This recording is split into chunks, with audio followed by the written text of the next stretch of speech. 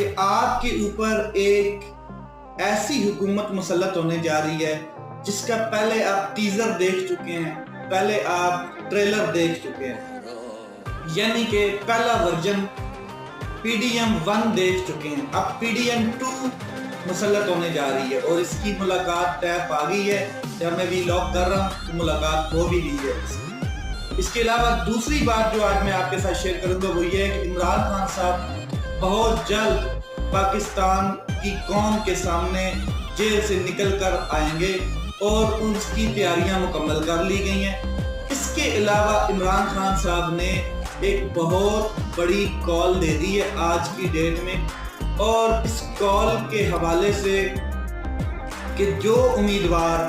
جن کے پاس فارم 45 کے رزلٹ موجود ہیں اور وہ اپنے ROs اور DROs کے سامنے جائیں اور احتجاج کریں۔